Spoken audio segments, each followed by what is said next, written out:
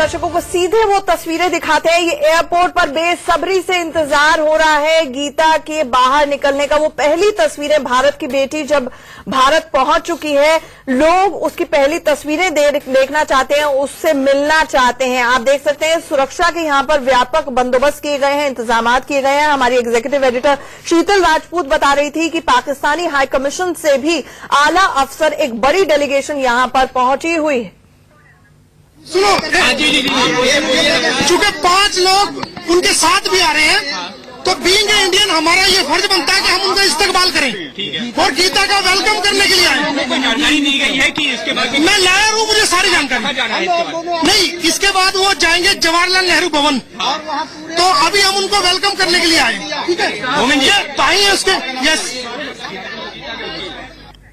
तो चलिए आंचल, हमारे साथ बलराम महतो जी जुड़े हुए हैं जो कि गीता के भाई हैं, कटेश्वर महतो साहब जो कि गीता के अंकल हैं, सुरेश महतो साहब जो कि गीता के भाई हैं, सुरेंद्र कुमार जी जो कि एक्स डिप्लोमेट हैं, और थोड़ी देर में हमारे साथ ज्ञानेंद्र पुरोहित जुड़ेंगे जो कि मूक बधिर संगठन इंदौर से जुड़े हैं। और अगर डीएनए का मिलान नहीं होता है तो फिर उसे इंदौर या दिल्ली के किसी केंद्र में रखा जा सकता है। सबसे पहले बलराम जी, मैं आपसे जानना चाहूंगा, ये बताइए, गीता पहुंच गई है, खुश है आप? बहुत खुश कि जल्द से जल्द मुलाकात हो जाए, बहुत खुशी की बात है।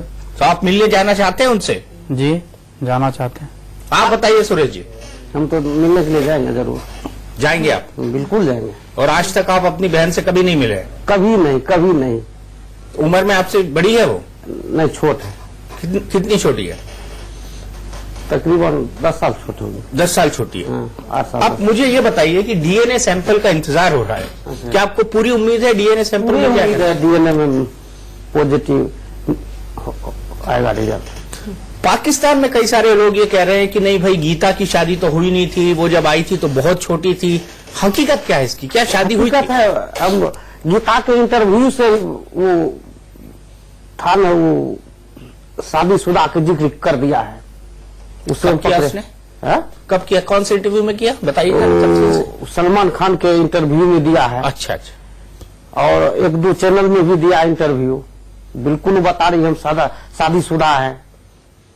कैसे? साइन लैंग्वेज के जरिए उसने इशारा दिया जो हम इशारों से। कैसे बोला? मतलब आप करके दिखाएंगे? हाँ, क्या जरूर दिखा सकते हैं। हाँ, बताइए।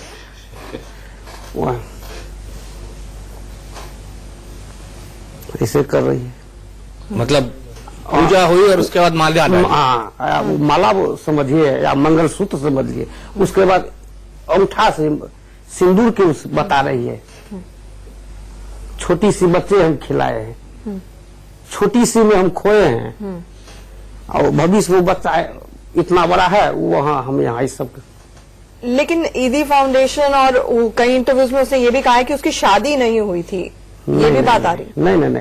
और उसकी उम्र कितनी थी जब वो खोई थी? क्योंकि ईदी फाउंडेशन और पाकिस्तान रेंजर्स के जब उसको पहली बार देखा, बताया जाता है समझौता एक्सप्रेस में थी, तो उसकी उम्र 11 से 12 साल थी, उनका ये कहना है। लेकिन आप कह रहे हैं कि उम्र ज्यादा थी गीता की। हाँ, मैंने ईदी फाउंडेशन से ही पता लगा कि वो 30 से ज्यादा आयु बताया है।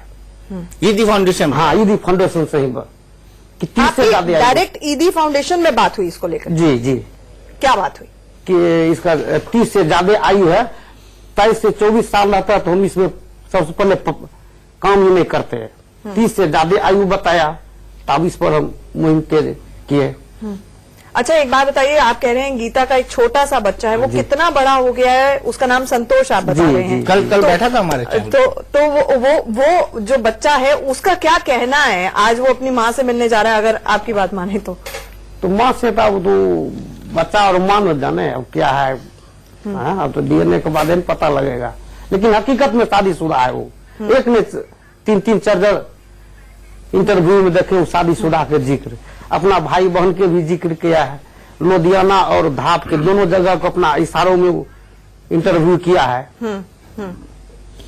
तो आइए आंचल चलते हैं ज्ञानेंद्र पुरोहित जी के पास, जो कि मूक बधिर संगठन इंदौर से जुड़े हुए हैं। और अगर गीता का डीएनए सैंपल मैच नहीं होता है तो उसे इंदौर में ही रखा जा सकता है, ये पूरी संभावना है। ज्ञानेंद्र जी, क्या आपकी स्काइप के जरिए या किसी अन्य माध्यम से गीता से या ईदी फाउंडेशन से कोई बात हुई है?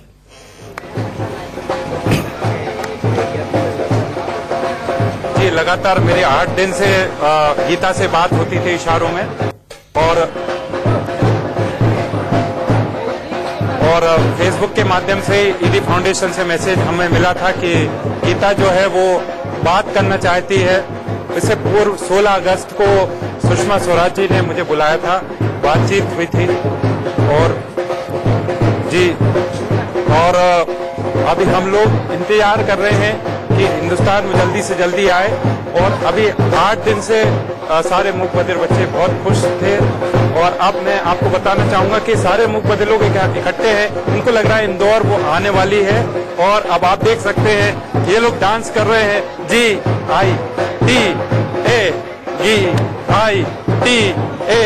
गीता गीता गीता। इन्होंने इशारा बनाया गीता का, जो कि उसने बताया था कि मैं हिंदुस्तान जब आऊंगी। ये मूक बधिर लोगों से बातचीत कर रही थी और आज ये मूक बधिर लोग सेलिब्रेशन कर रहे हैं। और आप देख सकते हैं लोग डांस कर रहे हैं, GITA Gita Gita. Welcome welcome. देखिए कौन चाहता है कि जुबान की जरूरत होती है दीपक, ये अपने आप में तस्वीरें खुशी जाहिर कर रही हैं। मुलाकात होनी बाकी है लेकिन दिल से दिल मिले हुए नजर आ रहे हैं। बिल्कुल दिल से दिल मिले हुए नजर आ रहे हैं। और ज्ञानेंद्र जी, यहाँ पर मैं आपसे जानना चाहूंगा कि गीता ने अभी तक अपने परिवार के बारे में आपको क्या बताया है?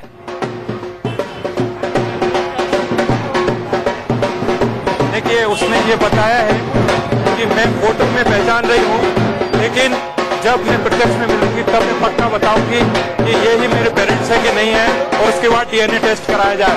मैंने उससे पूछा था यदि DNA टेस्ट मैच नहीं होता तो क्या करोगे? उन्होंने कहा कि आप ज्ञानेंद्र पुरोहित जी और मोनिका जी के पास आऊंगी और आप मेरी मदद करना। और मैं अपने माता पिता तक, मुझे मालूम चला है कि आपने 50 गुमे हुए बधिर जो पुलिस को मिलते हैं उनको आपने गंतव्य स्थान तक पहुंचाया है। और वो उसको पक्का विश्वास है कि आप उसकी मदद करेंगे। मैं आपको विश्वास दिलाता हूं, यदि सुषमा जी ने विश्वास जाहिर किया तो हम उसकी जरूर मदद करेंगे और उसके ऊपर वाले की दया से घर पहुंचाएंगे। यही हमारी कामना है। अच्छा, उसने ये बताया कि वो श्योर है परिवार के बारे में, या उसके मन में भी कोई डाउट है? उसके मन में डाउट है।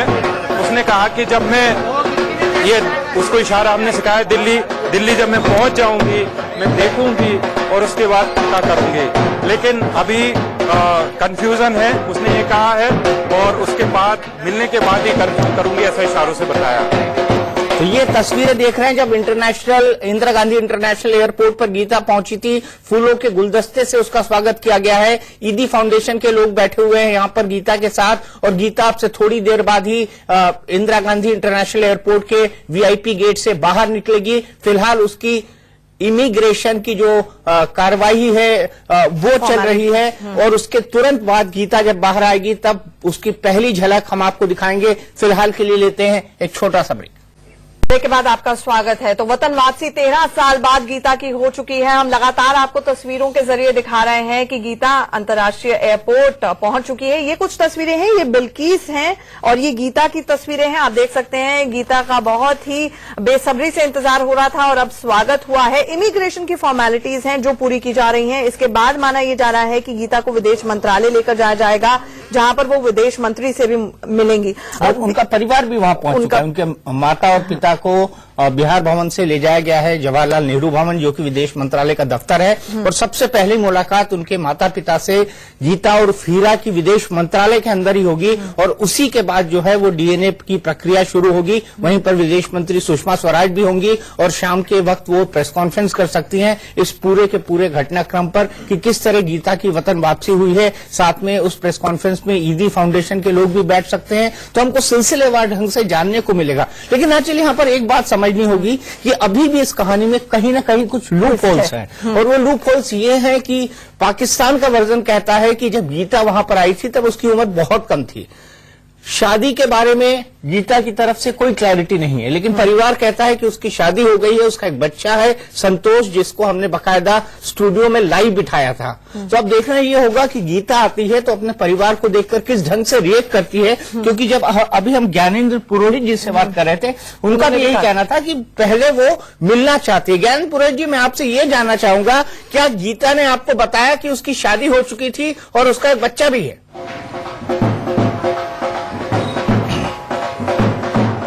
उसने बिल्कुल मना किया है, उसकी कोई शादी नहीं हुई है। और मैंने उससे पूछा था कि क्या तेरा एक छोटा सा बच्चा है? उसने कहा मेरा कोई बच्चा नहीं है, मेरी शादी नहीं हुई है, लेकिन फोटो को पहचान रही हूँ। लेकिन जब मैं दिल्ली पहुंचूंगी तो फोटो नहीं बल्कि रूबरू होके ठप्पा लगाऊंगी कि हाँ ये वही मेरे माता पिता हैं कि नहीं है। मुझे बताइए सुरेंद्र कुमार जी कि आपको क्या लगता है, क्या बहुत हश में उसको लाया गया? क्या डीएनए सैंपल वो पाकिस्तान में रहती, परिवार हिंदुस्तान में रहता, तब नहीं मिलाया जा सकता था? नहीं, हसस तो नहीं। देखिए, इसे खुलेआम जो चल रहा है प्रकरण, काफी 1 हफ्ते 2 हफ्ते से चल रहा है। यहाँ भी कोई जल्दबाजी नहीं दिखा रही सरकार। उन्हीं करी कि आप क्लेम करें आप ले जाइए ना, उनको डीएनए टेस्ट होगा पक्का हो तभी देंगे, नहीं तो उन्होंने अल्टरनेटिव सोच रखे हैं। तो मैं समझता हूँ इसमें कोई नहीं। पर ये दूसरा, जैसा आपने कहा, दोनों तरफ के जो स्टोरी है मैच नहीं कर रही, उन दोनों काफी विरोधाभास लगता है। तो इसको साइंस ही सुलझा सकती है। डीएनए टेस्ट ही ऐसी है जो कि वो पूरा बता सकते हैं कौन सही है कौन गलत है। पर मैं ये मान के चलूँ, ये जो बहुत अच्छा प्रकरण है, पर जैसा आप देख रहे हैं हमारे हिंदुस्तान में भी पाकिस्तान के जैसे आप क्रिकेट कमेंटेटर्स आते हैं, शोएब अख्तर है या बस अकरम है या गाने वाले गुलाम अली साहब आते हैं, तो गीता आ रही, सब खुशी है। हम चाहते हैं ऐसा माहौल बने कि लोग भी यहाँ पे इस तरह से बड़े वो कहते हैं डिस्ग्रेस मैनर में जा रहे हैं या जल्दबाजी में जा रहे हैं, ये अच्छा नहीं लगता। जब आपको मालूम, आपने शायद कवर किया है, जब वाजपेयी जा रहे थे पाकिस्तान में लाहौर में, तो सरदार जाफरी साहब ने क्या कहा था, गुफ्तगू खत्म न हो बात से बात निकले। तो हमारा देशों को बाहरों में अच्छे रिश्ते तभी बनेंगे कि उतार चढ़ाव तो आते रहे, पर एक जो है कोई लेवल ऐसा बेसिक मिनिमम जो है कर्टसी बनी रहे, शिष्टाचार बने रहे, लोगों का आपस में प्यार मोहब्बत बनता रहे। आर्ट और कल्चर और गाने बजाने में काफी जो है इससे सहयोग मिल सकता है। ठीक, हम एक छोटे से ब्रेक के लिए मजबूरन हमें रुकना पड़ रहा है, लेकिन अपने दर्शकों को इंदौर की ये तस्वीरें दिखाते हैं। यहाँ पर आप देख सकते हैं जश्न का माहौल है। मूक बद्र ये संस्थान है जहाँ पर माना जा रहा है कि अगर डीएनए नेगेटिव निकलता है तो इंदौर या दिल्ली दो ही इंस्टीट्यूट हैं जहाँ पर गीता को भेजा जाएगा, ये विदेश मंत्रालय का कहना है। तुरंत लौट रहे हैं।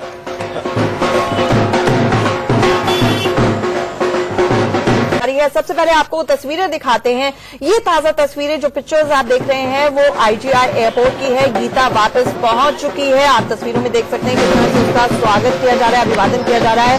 उसके साथ ईदी फाउंडेशन, जिसने 13 साल तक गीता का अपनी बच्ची की तरह ख्याल रखा, उस एनजीओ के सदस्य भी मौजूद हैं, जिन्हें स्टेट गेस्ट का दर्जा देकर भारत लाया गया है विशेष विमान के जरिए। दूसरी तस्वीर आप देख रहे हैं इंदौर से, ये तस्वीरें हैं जहां पर मूक बधिरों का आप देख सकते हैं कितने खुश हैं। ये ताजा तस्वीरें आप आईजीआई एयरपोर्ट की देख रहे हैं। यहाँ पे सुरक्षा के कड़े इंतजाम किए गए हैं। आप देख सकते हैं तस्वीरों में भारी संख्या में यहाँ पर पुलिसकर्मी मौजूद है, सुरक्षा एजेंसी के लोग मौजूद है, साथ ही साथ यहाँ पर मीडिया मौजूद है, आम जनता मौजूद है, क्योंकि गीता का बेसब्री से इंतजार हो रहा है। जी हाँ, वही गीता जिसके बारे में सबको पता चला शायद बॉलीवुड की मूवी बजरंगी भाईजान के हिट होने के बाद, कि जिस तरह से उस पिक्चर में, उस मूवी में सलमान खान एक मूक बधिर छोटी सी बच्ची मुन्नी को पाकिस्तान वापस उसके वतन पहुंचाता है। एक हमारी बच्ची, एक भारत की बेटी पाकिस्तान में भी है, जिसे 13 साल से भारत आने का इंतजार था। और कहीं ना कहीं ये अपने आप में उसी पिक्चर के बाद, उसी मूवी के बाद ऐसा हुआ कि तमाम एजेंसियां जिनके आगे पीछे चक्कर काटे जा रहे थे पिछले इतने साल से, वो हरकत में आई। मोदी सरकार को इसका क्रेडिट जाता है। सुषमा स्वराज विदेश मंत्री ने सबसे पहले बोला कि गीता वापस जरूर आएगी। तमाम औपचारिकताओं को पूरा किया। ईदी फाउंडेशन में जाकर यहाँ की डेलीगेशन मिली, टीसीए राघवन साहब मिले। पूरा ग्राउंड वर्क यहाँ पर पूरी तरह से किया गया दीपक, सारी चीजों को लेकर, ना सिर्फ फॉर्मेलिटीज के स्तर पर, लेकिन किस तरह से भारत लाया जाए गीता को आगे का कोर्स ऑफ एक्शन क्या होगा, इसको लेकर भी। जी हाँ, बिल्कुल। जो सबसे पहले जब इस पूरे के पूरे किस्सा बाहर आया कि गीता इस तरह से गुम है, कराची में ईदी फाउंडेशन के साथ रहती है, तो सबसे पहले सलमान खान और कबीर खान जो फिल्म के डायरेक्टर हैं, कबीर खान और सलमान खान जो कि एक्टर हैं, उन्होंने स्काइप पर उससे बात की। और स्काइप पर बात करने के लिए जब मामला बेहद चर्चित हुआ, तब विदेश मंत्रालय बीच में आया। विदेश मंत्रालय ने ऐसे तमाम परिवारों की जानकारी इकट्ठे करवाई राज्य सरकारों के थ्रू। उन्होंने राज्य सरकारों को पत्र लिखा कि आप ये बताइए कि आपके यहां से कोई इस तरह की लड़की लापता हुई है क्या इस साल के दरमियान। तब तमाम राज्य सरकारों ने अपनी अपनी तरफ से क्लेम किया कि हमारे यहाँ की बेटी हो सकती है, हमारे यहाँ की बेटी हो सकती है, लेकिन अंततः जाकर ये मामला जीरो डाउन हुआ सहरसा के इस महतो परिवार के साथ, जो हमारे साथ बैठा हुआ है। हमारे साथ कटेश्वर महतो जी हैं, जो कि चाचा हैं। महतो जी, ये बताइए कि गीता अब आ गई है, खुश हैं आप? खूब खुश है, खूब खुश है हम लोग। कितनी जल्दी मिलना चाहते हैं उससे? जल्द से जल्द जो काल आवेश आज आ जाए, आधे घंटे में हम लोग बहुत खुश हैं। और जो उनको गीता को रखा उसको हम बहुत शुक्रिया अदा करता हूँ, बहुत धन्यवाद देता हूँ। देखिए, हरकत वहां पर शुरू हो गई है। हम तस्वीरों में देख सकते हैं, अचानक से जो आला अधिकारी हैं बहुत जल्दी जल्दी भागकर वापस बाहर आ रहे हैं, गेट की तरफ आ रहे हैं, और गीता किसी भी क्षण यहां पर बाहर पहुंच सकती है। अच्छा, ये बताएं, जो गीता की यादें उस वक्त की थी आपकी बलराम साहब, जब आपने देखा था उसको, जब वो गायब हुई थी, और आज की तस्वीरों में कितनी बड़ी हो गई है गीता, कितनी डिफरेंट लगती है, अलग लगती है पहले से? जी बहुत फर्क, बहुत फर्क है। अच्छा जनार्दन जी, ये बताइए कि गीता ने वहां पर जो हमारे ज्ञानेंद्र पुरोहित साहब हैं, उनको कहा कि उसकी तो शादी हुई नहीं थी, तो ये अंतर विरोध कैसा है? ये देखिए, गीता वापस आ गई। ये तस्वीरों में आप देख सकते हैं, 13 साल बाद हाथ में फूल लिए गीता भारत लौट आई है। वही मूक बधिर बच्ची जो 11 साल की महज थी, बताया जाता है, जब पाकिस्तानी रेंजर्स ने पहली बार उसे देखा, समझौता एक्सप्रेस में थी, कुछ कह नहीं पा रही थी, कुछ सुन नहीं पा रही थी, भारत से वहां पहुंच गई थी, किस तरह से पहुंच गई थी ये तक नहीं बयां कर पा रही थी। आज 13 साल बाद उस भारत की बेटी की वतन वापसी हो रही है। आप तस्वीरों में देख सकते हैं, बड़ी डेलीगेशन है, उसके साथ न सिर्फ पाकिस्तानी उच्चायोग के लोग हैं, बल्कि विदेश मंत्रालय, भारतीय विदेश मंत्रालय के भी लोग हैं, मीडिया का जमावड़ा है यहां पर, सुरक्षा के पुख्ता इंतजाम किए गए हैं। ये पहली तस्वीरें अपने दर्शकों को हम दिखा रहे हैं जो इस वक्त आईजीआई एयरपोर्ट से सीधी आ रही हैं। आप तस्वीरों में देख सकते हैं, सफेद और लाल रंग के सूट में गीता यहां पर नजर आ रही हैं। पिछले 3 महीने में हमने लगातार गीता की कई तस्वीरें देखी होंगी, लेकिन आज सुबह से जो तस्वीरें नजर आ रही हैं, गीता के चेहरे पर वो सुकून, वो हंसी, वो मुस्कुराहट सुबह से ही नजर आ रही है। दीपक जी हाँ, बिल्कुल आ रही है। और वतन वापसी एक ऐसी चीज होती है, ऐसी भावनात्मक चीज होती है जिसको शब्दों में बयां नहीं किया जा सकता। एक इंसान जो 13 साल पहले अपने परिवार से बिछुड़ गया है, वो किसी भावनात्मक चीज होती है जिसको शब्दों में बयां नहीं किया जा सकता। एक इंसान जो 13 साल पहले अपने परिवार से बिछुड़ गया है, वो किसी दूसरे देश में है, दूसरे मजहब के लोगों के साथ पल रहा है, लेकिन उसको पूरी की पूरी धार्मिक स्वतंत्रता भी है। और ऐसे में जब वापसी होती है, तब ये एक मिसाल है वाकई ममालिक के लिए भी कि अपने शहरों को प्यार के साथ रखें, मोहब्बत के साथ रखें।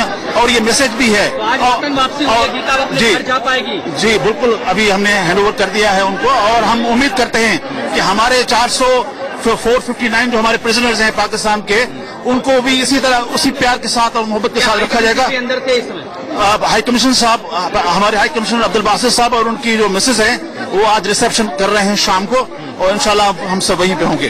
और हम के लिए आप समझ रहे हैं कि बहुत बेहतरीन मौका है। बिल्कुल, और हम उम्मीद करते हैं कि पाकिस्तान के जो प्रिजनर्स हैं उनको भी जल्द से जल्द रिहा किया जाएगा, ताकि वो अपने खानदानों के साथ अपनी बकिया जिंदगी बसर कर सकें। Thank you.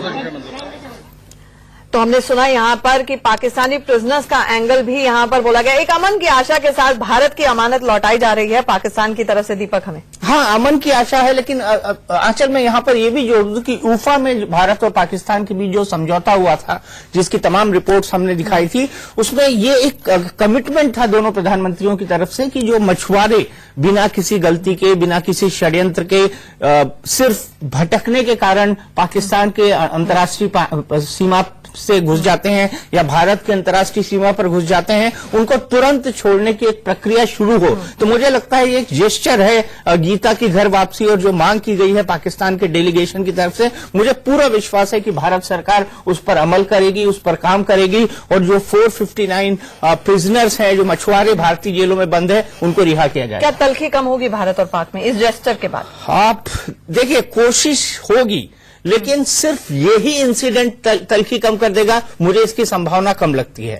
ये एक अलग तरह का अनोखा केस है, हमको इस बात को समझना चाहिए। हमको ये भी पता है कि सरबजीत के मामले में क्या हुआ है, लेकिन ये मामला बिल्कुल अलहदा है। ये एक बच्ची के बिछड़ जाने का मामला है, जिसको लेकर दोनों देश के लोगों के बीच इमोशंस हाई लेवल पर क्रिएट हो गए। सिंपैथी उसके लिए पाकिस्तान में भी थी, सिंपैथी उसके लिए भारत में थी, लेकिन सरबजीत का मामला उल्टा था, क्योंकि सरबजीत वहां की जेल के अंदर एक सजा काट रहा था। तो मुझे लगता है ये बहुत अच्छा एक फैसला है, लेकिन ये भी नहीं भूलना चाहिए आंचल कि रात भर से 6 बार सीज फायर वायलेशन हो चुका है। और इसीलिए मैं ये कहना चाहूंगा कि सिर्फ इस इंडिकेशन के साथ कि गीता को वापस कर दिया गया है, तलखी कम हो जाएगी। भारत की तरफ से हमेशा तलखी कम करने की कोशिश होती है, लेकिन पाकिस्तान अगर अपनी हरकतों से बाज आएगा तभी रिश्तों की बर्फ पिघल पाएगी। एक इस परिप्रेक्ष्य में देखा जाना चाहिए, नवाज साहब यूएस में थे और उस दौरान भी वॉरहेड्स की बात हो रही थी कि बहुत जल्द ऐसा वक्त आने वाला है जब पाकिस्तान भारत के मुकाबले न्यूक्लियर वॉरहेड्स में आगे चला जाएगा। ऐसे में 30 बॉर्डर पोस्ट को हम जान रहे हैं कि पिछले रात में ही वहां पर फायरिंग हुई है, लगातार शेलिंग हुई है और गीता वतन वापस आ रही है। तलखी कम हो ना हो, बातचीत शुरू हो पाई? बातचीत कहाँ शुरू हो पाई? हमने देखा कि एनएसए लेवल की बातचीत का क्या हश्र हुआ। सरताज अजीज को दिल्ली आना था, लेकिन उन्होंने पहले शर्त लगा दी कि भाई हम हुर्रियत के नेताओं से बात करेंगे, कश्मीर का मुद्दा उठाएंगे, जबकि उफा का जो डिक्लेरेशन था उसमें साफ साफ लिखा था कि भारत और पाकिस्तान के एनएसए सिर्फ और सिर्फ आतंकवाद के मुद्दे को रोकने के लिए बात करेंगे। लेकिन पाकिस्तान ने प्री कंडीशन लगाई और बातचीत रुक गई। अब भी बातचीत की गाड़ी आगे नहीं बढ़ रही है। यूनाइटेड नेशंस में नवाज शरीफ गए, प्रधानमंत्री मोदी गए, या फिर सुषमा स्वराज ने वहां पर अपना भाषण दिया, और भाषण की तलखी को देखिए। नवाज शरीफ ने वहां कश्मीर का मुद्दा उठाया और point by point Sushma Swaraj ने उसका जवाब दिया और ये कहा कि आप सिर्फ उन्होंने 3 पॉइंट फॉर्मूला से जाया था, लेकिन उन्होंने कहा कि आप सिर्फ आतंकवाद को बंद कर दो, हम आपके साथ बातचीत करने को राजी है। तो तलखी बनी हुई है, बयानों में बनी हुई है, एक्शन में बनी हुई है। लेकिन आया दीपक की नवाज जब वहां पर मौजूद थे, हम तस्वीरें लगातार दिखा रहे हैं, अपने दर्शकों को बता दें, ये आईजीआई एयरपोर्ट की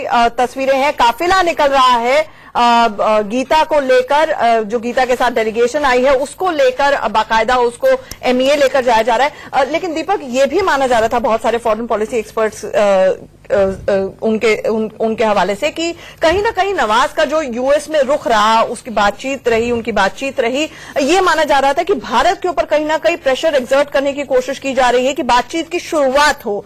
क्या इसको उस लिहाज से भी जेस्चर माना जाए या नहीं? It's too early to call that. नहीं, मुझे नहीं लगता कि आंचल इस इंटरप्रिटेशन को मैं सही मानूंगा, क्योंकि बातचीत की शुरुआत तो भारत ने की थी। भारत ने तमाम सचिव स्तर की बातचीत को रद्द हो जाने के बाद रशिया के अंदर खुद प्रधानमंत्री नरेंद्र मोदी ने नवाज शरीफ को बुलाया, बोला आइए बैठिए बात करिए। वो इनिशिएटिव भारत का था। अब पाकिस्तान क्यों चाहेगा कि भारत एक बार फिर से इनिशिएटिव ले? जब दोनों ने मिलकर एक इनिशिएटिव लिया, दोनों मिलकर एक अंडरस्टैंडिंग पर पहुंचे, दोनों ने यह तय किया कि एनएसए के बैठेंगे, लेकिन उसके बाद पाकिस्तान का प्री कंडीशन लगाना, टॉक्स को बीच में रोकने की कोशिश करना, फिर एकाएक सरताज अजीज का जो है वो आना रद्द हो जाना, ये तमाम इंडिकेशन है कि मुझे नहीं लगता कि भारत को ऐसे हालात के अंदर कोशिश करनी चाहिए। हम सीधे चलते हैं शीतल राजपूत के पास। शीतल, आपको क्या लगता है? गीता की वापसी हो गई है, लेकिन हमारे संबंधों में बर्फ जमी हुई है।